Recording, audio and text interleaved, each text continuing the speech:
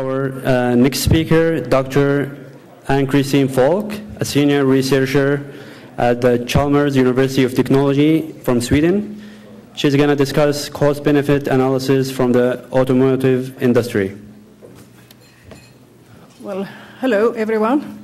First, I will tell a little about myself and my background, because it has, of course, had influence on the research that I've been doing. Well, I've been working in the automotive industry for about 20 years. First in production, in the paint shop, assembly shop, body shop, engine shop, and so forth. And I cooperated a lot with production technicians and people in production, and also carried through a large amount of training for people in production. And I've, after that, been employed directly by manufacturing engineering at Volvo Car Corporation as an ergonomic specialist and manager. And as such, I've been involved in all new car programs and responsible for all kinds of ergonomics requirement specifications, well, checklists, standards, and everything, and also for training of manufacturing engineers and project people through the years. And in 2009, I made my doctoral thesis, and it was about, as you can see here, assemblability, product quality, productivity, and health at work. And that was at Chalmers University of Technology in Gothenburg. So my focus is to look at ergonomics from a holistic view, so to say. I've been collecting my data mainly from the car industry, and we have tried to collect data in other places as well, but it's difficult because they don't have the available data that is needed to make cost calculations of the kind that I was going to do. So first, if we look at some statistics, this is from Sweden, from the Work Environment Authority, and this is what it looks today. The red part of the circle is musculoskeletal disorders, and it's not too much difference between men and women today. It has been a greater difference earlier, and it has decreased through the years. That means the number of cases has decreased. But instead, the pink sector has increased, which means that there are more psychosocial disorders today than it was earlier. And I think probably there is a mixture of musculoskeletal disorders and psychosocial disorders, but they go for the main reason when they do the statistics. As you can see as well, the other sectors also differ between men and women, and that tells us that they don't have the same kind of work. Women are predominantly working within the health and care sector, while men are usually working in the industry and with technology matters, which you can see from the statistics.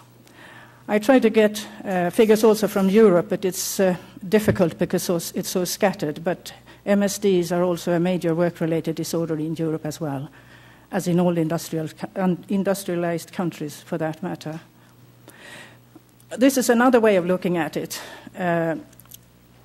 When we see what happens, the problems start rather early when people come to work, and they proceed through the years. And when we come up close to the retirement age, many people leave, that's up here, because they cannot work until 65 years of age because they are, so to say, worn out and have too many problems. So people leave too early. And the problem is then, how will we solve this, since people in general, at least in the industrialized countries, are getting older and older, and we cannot afford their pension, and we are supposed to have younger people to do this kind of job, but they are not. So how do we solve this problem? It's really a critical problem if we look around us and see what it looks like. MSDs has a lot of consequences. I'm not going into the individual and society matters here because it takes a bit too much time, but I will concentrate on what impact it has for the company. And if people don't feel well, they leave the company or they become ill, which results in rehabilitation costs. And in Sweden, the employer is responsible for rehabilitation. That means adapting the workplace and the work to the worker. So it's a lot of costs and efforts to do that. You lose competence when skilled people leave. It has effect on quality, which I will show. and you have also productivity loss if you have to redo a job again, that is repair things when they've gone wrong before they can be sent out to the customers. Below you can see some figures. They are a bit old now, but I think they get some idea of the cost. If you have a sheet metal worker, he costs almost 1 million Swedish crowns to replace. You have a welder, it costs about 500,000 crowns to replace. A spray painter, almost similar. And the cheapest as it looks, when you look at this, is an ordinary operator, but instead there are many thousands of them. So when they leave, it's a big cost actually. And these figures I've got from the economic department in the factory. So despite numerous ergonomic standards, regulations and actions through the years, like EU standards, legal demands, company standards, ergonomic assessment tools, scientific facts and reports, ergonomic campaigns, that is the European Agency for Safety and Health at Work that does that in Europe. Poor ergonomics is still a major problem. Why? Is there a lack of research? Well, no, we have quite a lot of research that should be sufficient. Is there a lack of knowledge among decision makers and designers? Well, there certainly is. Too late actions, yes. Too late actions that don't solve problems altogether and are too expensive. Corrective actions considered too costly, yes. Often decision makers think so, and they want other solutions instead, like work rotation and facilities and that kind of thing. Are ergonomists not involved in early development phases? Well, in general, they are not. It's quite rare, actually. Is there a lack of models for calculation of benefits in economic terms? Well, I would say there are for practical use, and that is what I've tried to create. To find out why these standards and all those ergonomics documents didn't work, we thought that maybe we should ask the people that are concerned about it. So we interviewed 64 engineers in product development in 5 different companies, and they answered 40 semi-structured questions about ergonomics, quality, productivity, and how they looked upon these things. And the results were very clear. Standards and legal demands are insufficient. They don't change much. They help a bit, but not enough. Profitability calculations, that means hard facts, are often required. Preventive actions are difficult if ergonomics competence and cross-functional cooperation is missing. Sustainable assembly solutions require ergonomics knowledge, adapted requirement setting, and working methods in design. And assembly ergonomics design principles should be included in all technical training. We brought that up earlier. It could be further discussed, of course, how to do that. And, of course, ergonomics specialists should be involved in early development. That was the main conclusions of this study. There were a number of other conclusions as well. So if we look at this, we have seen from a few studies that poor product design are the cause of 60 to 70% of all ergonomics problems. And the process, workstation design, and work organization correspond to 30 to 40% of all problems. And this has a number of consequences, and what has been discussed through the years a lot are the health effects, which we have mentioned today as well. And of course that costs when people are becoming ill and leave the company, or need rehabilitation or have to be replaced. It also causes quality losses, and we have heard a little about it already. And it causes repair and scrap. And if you have to repair and do things once again, you have productivity losses. And all these things increase the total cost of the final product, more the worse the ergonomic status is. So instead of looking at the individual operator, which we have been doing for a long time, it doesn't lead us any further. You have to have a systems approach to these things. So it is about human-technology interaction. So If you have an insufficient interplay between humans and technology, you are likely to have musculoskeletal problems and quality impact, resulting in productivity impact, and resulting in reduced profitability. Our studies and other studies have shown that there are common causes of ergonomic problems and quality issues. So if you have products that are tough to assemble, you're likely to have errors or things going wrong. If you don't see what you're doing, the same thing. Poor accessibility result in both things. Combined force and precision demands, the same again. Too high force and weight demands is quite well known. Time pressure is also well known. Then we have something called operator-dependent assembly. That means that if a job is supposed to be correctly made, the operator has to have special skill. And if it has not got that, things will easily go wrong. High repetitivity, strenuous work postures, and so forth. That's the cause of both ergonomics and quality issues. This is an example. I have numerous examples, but I couldn't bring all of them here. But this is a manufacturing engineer with whom I cooperated a lot. And we were supposed to try to assemble, test to assemble a rod antenna, it was called. It shows here. So the design had thought that we could take that rod antenna with that platform and 3 cables and pull those through that tiny little hole in the roof. And this working posture looked like this. It was amazing that they believed that. And it was completely impossible. So we said, don't bring that in. And they insisted. We said, don't bring it in. It will cause both immense problems for both humans and for quality.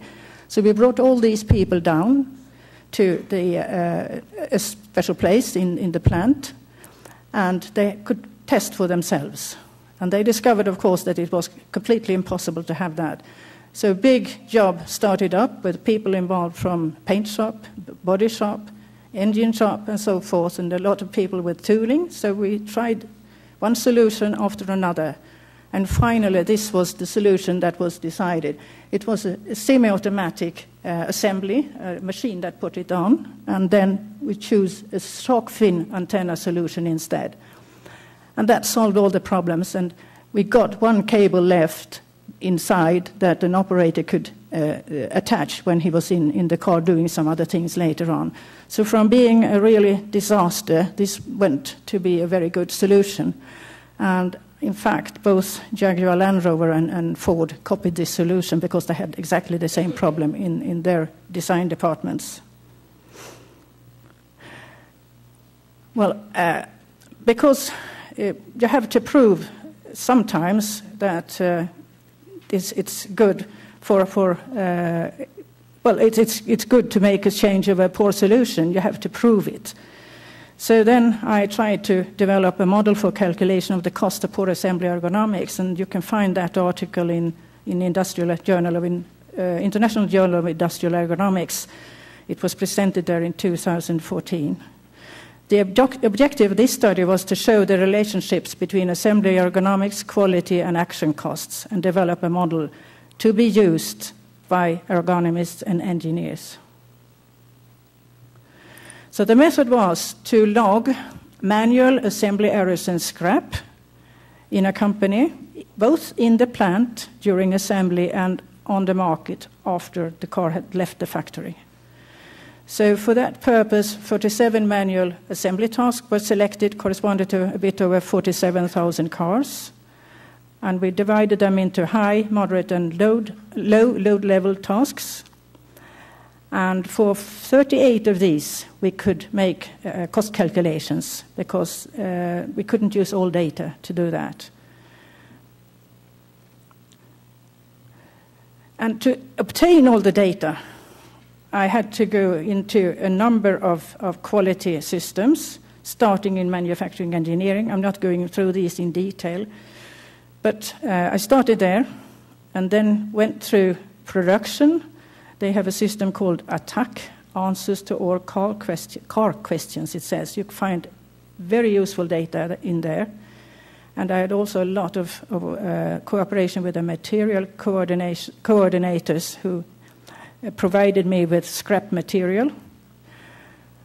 And then the cars that went out to the market were followed by quality engineers there who reported errors from all over the world that were collected, those errors that had to do with these assemblies that were chosen, and so forth. So I didn't do all the job myself. I had some help as well, but a lot of collecting of data. And the results show that the errors at high ergonomics load level actually were almost 8 times increased compared to the tasks at low ergonomics load level. But what is surprising is that also the moderate load level showed an increase of errors, which means that probably these solutions had been accepted and one believed that they were good enough, but obviously not. Another thing that was very striking and we were very surprised about was that 87% of all these errors were geometry related. That means they didn't fit, they were not connected, they sat in the wrong place and so forth. And these geometry simulations earlier on had been considered as good from design, but when they came down to production, obviously they were not, when handled by the operators. And these geometry-related errors corresponded to 89% of all action costs, and that's quite a lot. I'm cooperating with a PhD student who is working with geometry, assembly geometry, and it has given some interesting results, actually.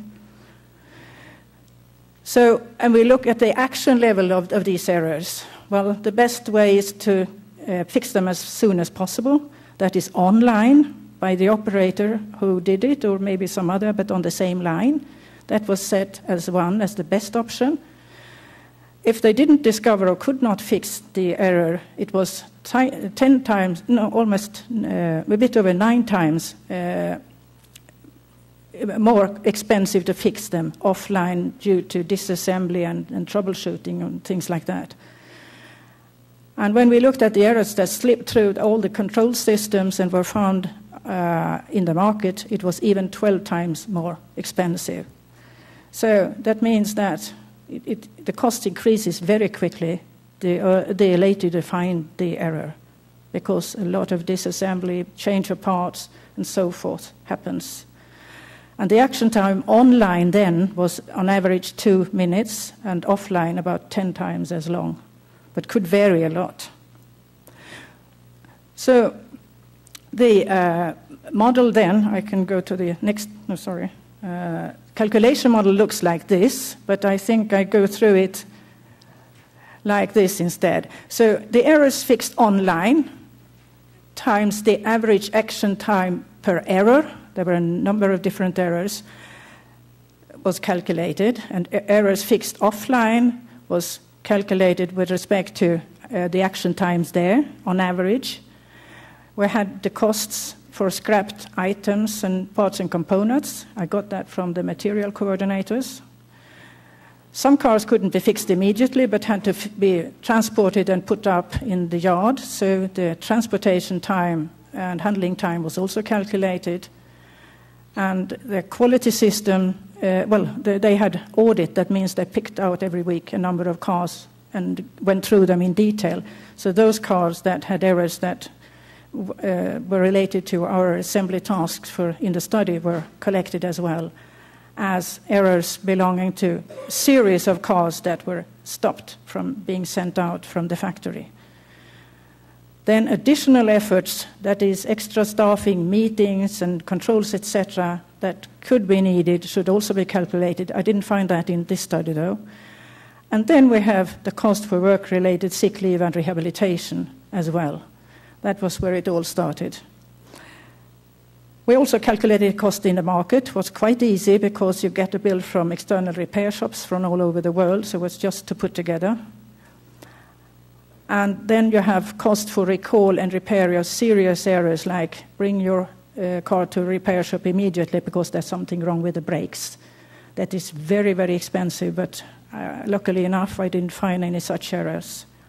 And then you have, of course, the cost for lost brand image and badwill, which I haven't got the figures of, but of course there are such costs when the customer choose another brand the next time. This was not included in the study, but should be calculated. We did that during many years, and there was an economist at Stockholm's University, Paula Likkonen. I don't know if you've heard of her. She helped us with this some years ago, and it has been used ever since. And here you have the problem. It was a plenum cover inside the coupe. It's a very big rubber mat that was supposed to be assembled, very heavy and difficult to handle. And was supposed, they wanted to bring that in, and then they asked us to do a health cost calculation. Then we looked at how many operators will be affected by this solution in our 2 plants then. And about 30 operators would be affected. And then we had to calculate the risk of people getting hurt, because some people manage everything and other people get problems. You never know for sure. So the risk was considered to be about 40%. Then you have the exposure time per day, was different in the both factories. And then we estimated, based on earlier statistics and so forth, the number of operators that could be concerned and how long they were expected to leave and the cost for that. Then some people would probably leave because they wouldn't manage the job. We had the cost for that. And finally, the most troublesome part is people who are still there but not being able to do a full-time job because they have to go for treatment, and they are sometimes doing some other jobs because they can't do the ordinary jobs and so forth. So they are not 100% efficient, and there was a cost for that as well. So in this case, we could have a total cost and split up that cost on the number of cars that were supposed to be assembled, 300,000. And then you got a cost per car that was a bit over 5 Swedish crowns, which was considered very much. Everything above a crown was considered much. So, of course, they changed the solution. So the conclusion of this study was that the high load level increased the risk of errors almost 8 times, but also the moderate load level increased the risk quite a lot. And there is a very strong relationship between physical load level and assembly quality. And the later errors are found, the more costly they are to fix. And ergonomic actions can, in fact, be supported by holistic profitability calculations. And there is then a great potential for increasing both product quality, productivity, and decreased number of MSDs at the same time by early elimination of ergonomics risks. That's the first study. So this is just to show that the earlier you go in, the cheaper it is. And in early project phases, it's most optimal. I will show another picture after this so you understand a little bit better. This is taken from the car industry. When I was working, I was involved already here, between 3 and 4 years before production start. And ergonomics requirements were handshaked with design engineers. They had to fulfill them, and when it was not possible, we discussed how to solve it then. Very early, you have a big possibility of influencing change solutions, and major changes can be made since nothing is built. Everything is done in virtual reality, and simulations are made with computer mannequins then. But half time in the project, important decisions are taken, so the influence to change is decreasing. And when you come to production, everything is built up, and it's very costly to make changes, if possible at all. This is just a checklist for load stress ergonomics, and the manufacturing engineers and project people had to fulfill every one of the factors here. If it was not possible, well, the first thing was to change the product. The last thing was to send it down to production. sometimes it was a combination of both. But this actually worked, and this checklist was developed in cooperation with manufacturing engineering some years ago. Now I have an example from Ford Motor Company. I think it's so old, so I dare to show it now. I think they can't blame it. Well, they have done a lot of improvements, I say, because it's a big difference from then. But when they started looking at this, they found that they had a huge cost every year due to ergonomics. It's really huge cost. And that is what they call direct cost, that is billed from the insurance companies for treatment and rehabilitation of people. But when they looked at the indirect cost, hidden cost, like quality issues, replacement of workers, production losses, tooling changes, double-ups, and so forth, they found that the cost was at least 3 times as high. But the problem is that the majority of the indirect costs are hidden. It's not so easy to find, and the companies usually don't log this, and then it's difficult to say anything. So another study was,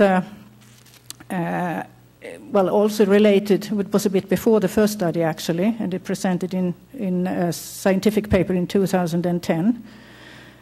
Then we studied about 24,000 cars, and also according to high, medium, and low physical load level.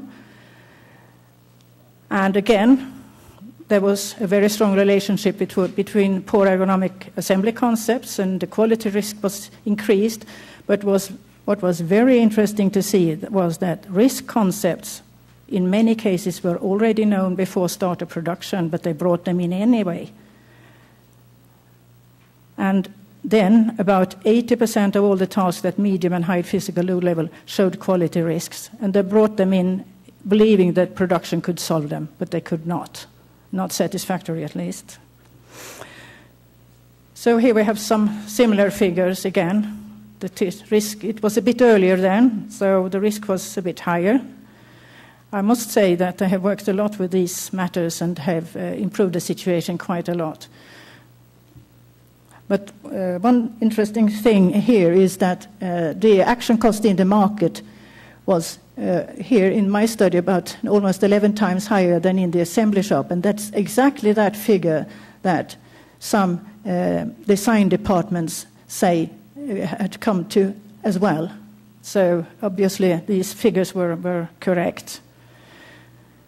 But one severe problem with all this is that there must be adequate registration system to find all this data. And in many companies, there are no the data to do this kind of study, and that's why we have been able to do the study just in 1 or 2 companies.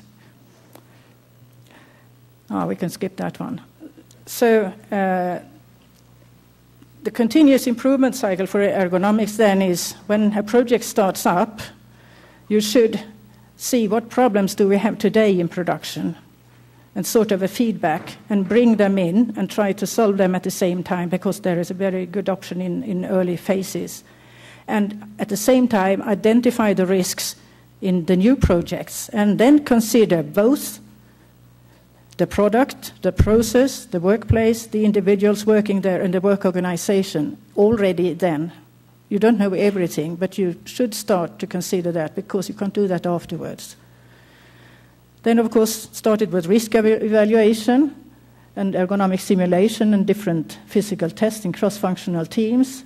And this was an iterative process, of course, testing and redoing it again and so forth. And when one thought it was good enough, it was brought into production, and then we followed up the results, and the things that didn't work well was brought back again.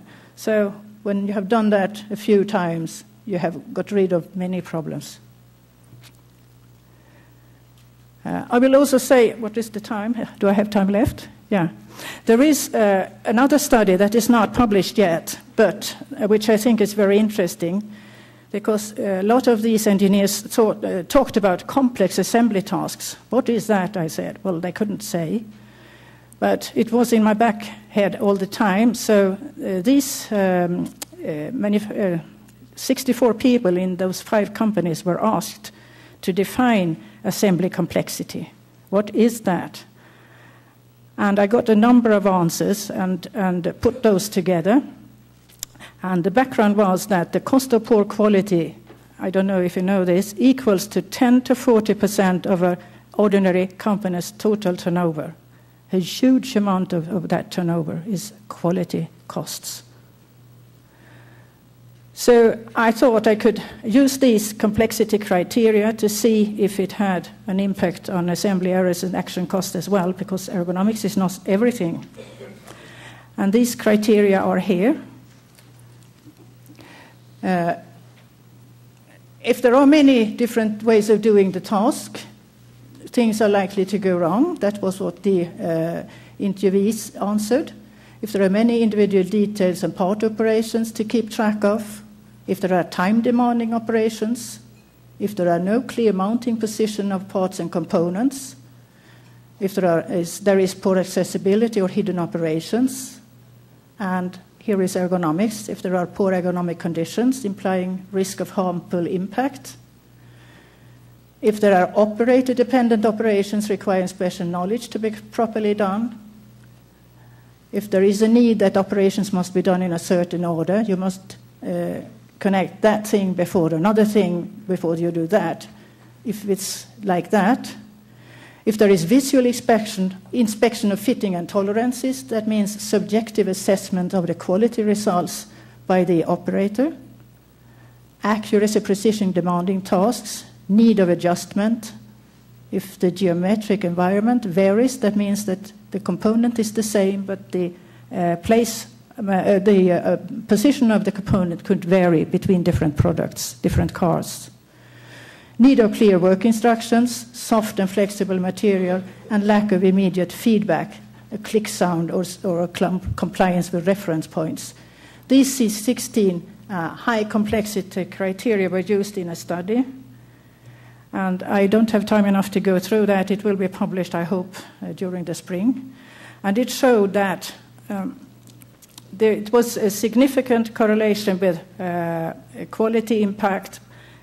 Operator-dependent operations was really not something that you should not have. Assembly time was significantly correlated with high quality impact. The requirement or the factor operators must be done in a certain order was significant. Visual and subjective assessment was visible. Need of adjustment was also very important. Lack of immediate feedback and geometric variation. But you don't find ergonomics here, do you? No, we were rather surprised about that. Why didn't we find ergonomics in this list? Well, no, the problem was solved. As well as we didn't find hidden operations and we didn't find clearance operations because they focused a lot on that. So this is what this study showed, but this doesn't mean that you could skip some of these matters here because it depends on the situation in the company. But we were going to go further and deeper down into this to see what happens when we go on with further studies with this. But the interesting thing with this was that these very experienced manufacturing engineers and design engineers actually listed these criteria, and it worked. They were very experienced. On average, they had 9 years of work experience in their field. That's what is all what I wanted to say. Thank you.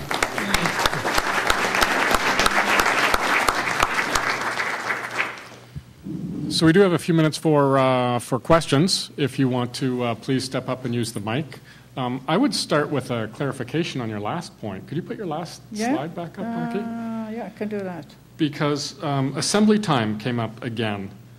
First, a comment. Like, to me, all of those issues relate to the interaction between the operator and the system. Yes. And as such are what I would call human factors. They are interrelated. Right. Yes. So to me, that is ergonomics. Yeah. As opposed to strictly the injury, posture, risk problems, right?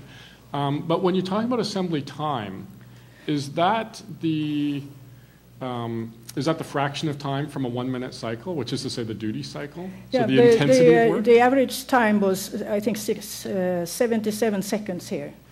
But when it was longer than that, it was causing more problems. That's not so difficult to understand because the longer time you have, the more errors you can make, so to say. But right. Yeah. So you think it's a question of the volume of the work as opposed to operators trying to rush to keep up with the takt time? Probably, of the yes. system? Yeah. Is that okay? We don't know really, but that is what the statistical analysis showed. Okay. But could be a question mark on that one. Questions from the audience?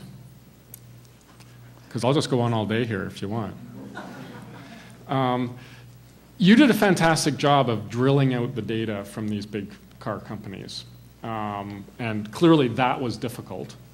But what about, the challenge we seem to be having is that when we start to look at other companies, smaller companies, less organized than the auto sector, which is probably out front in manufacturing technology, how do we deal with those companies? Because they don't have that data available.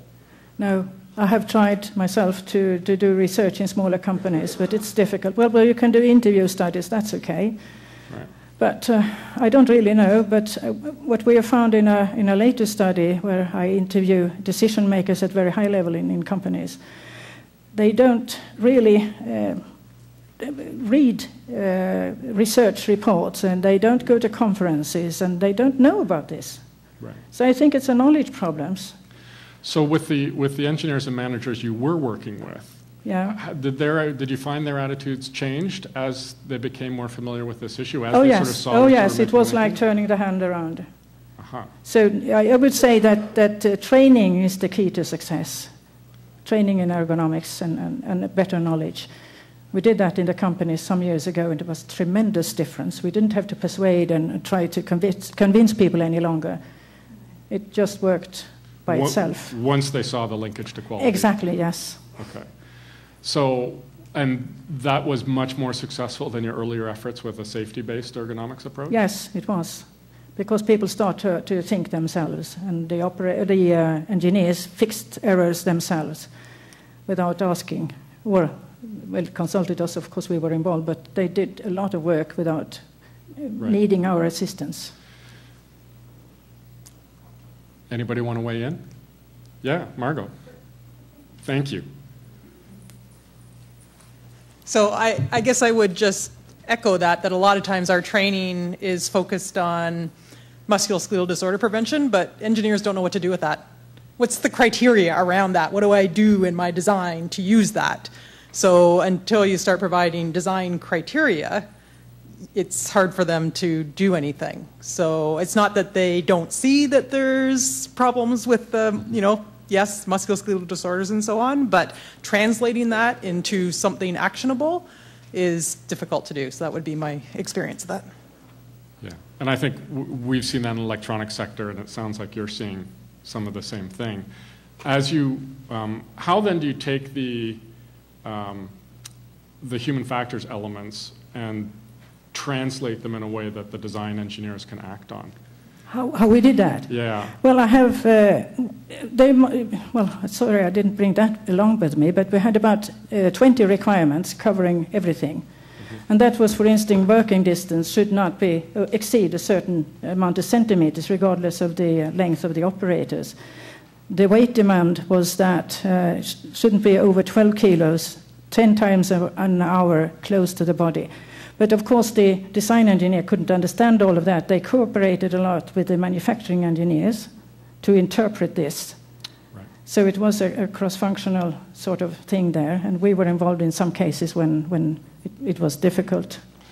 So just to make sure we're understanding, when you say design engineers, that's product design. Yes, exactly, right? yes. So, because I wanted to ask a bit more how you get to those product designers. We find that we go into the shop floor, we're talking to operations, very, very difficult to get to the more distant product design people who are maybe in a different city, in a different facility.